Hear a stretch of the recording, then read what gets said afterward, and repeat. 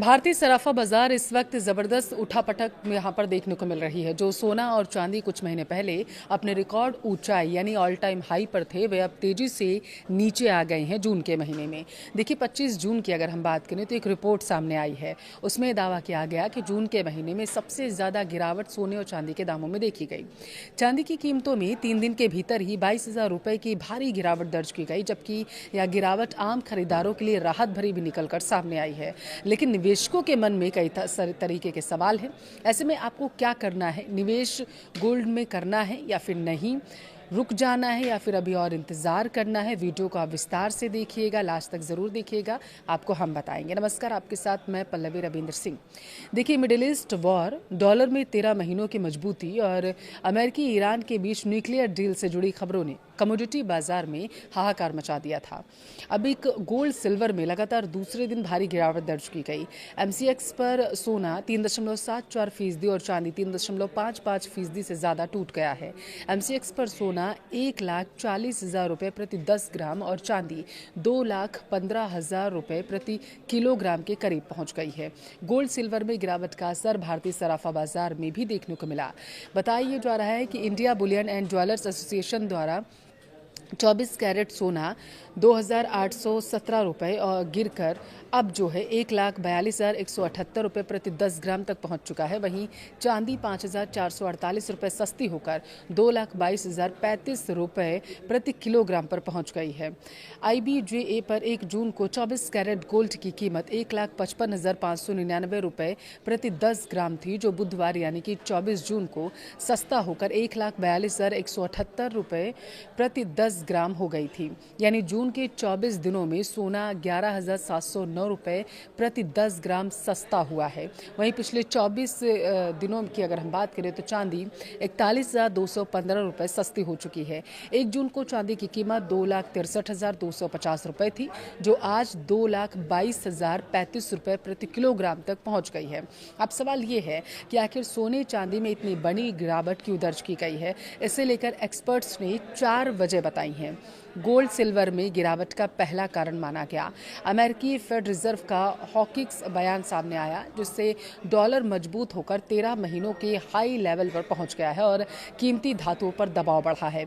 दूसरा ये कि गोल्ड और सिल्वर के मार्केट सेंटिमेंट कभी कमजोर हो चले हैं। और तीसरा ये कारण माना गया जो बड़ा है कि गोल्ड सिल्वर के नज़दीकी कॉन्ट्रैक्ट की एक्सपायरी, जिसकी वजह से ट्रेडर्स पोजीशन बंद कर रहे हैं। चौथा कारण ये कि सबसे बड़ा माना जा रहा है जियोपॉलिटिकल टेंशन और अमेरिका ईरान के बीच न्यूक्लियर डील से जुड़ी खबरें, जो निवेशकों का रुख अब लगातार बदलती हुई नजर आ रही हैं।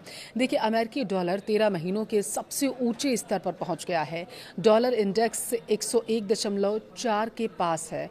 फेड चेयर के हॉकिस बयान के बाद सितंबर में रेट हाइक की संभावना बढ़ चुकी है। मजबूत डॉलर और ऊंची ब्याज दरें गोल्ड जैसी नॉन यील्डिंग संपत्ति के लिए बड़ी मुसीबत बन चुकी हैं। इसके अलावा मिडिल ईस्ट तनाव के बीच यूएस ईरान के बीच अंतरिम शांति फ्रेमवर्क से जियोपॉलिटिकल टेंशन कम हो चुकी है, जिससे गोल्ड का सपोर्ट घट गया है। देखिए, स्पॉट गोल्ड जो है वो बताया जा रहा है कि $4,020 के नीचे गिरकर 7 महीने के लो पर पहुंच गया है।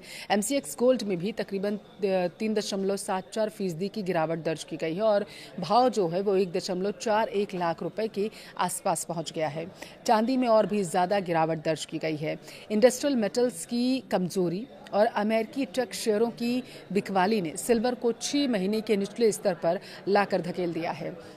एमसीएक्स पर चांदी टूटकर 2.17 लाख रुपए प्रति किलोग्राम तक पहुंच चुकी है और फिलहाल अभी कमोडिटी मार्केट में दबाव बना रह सकता है।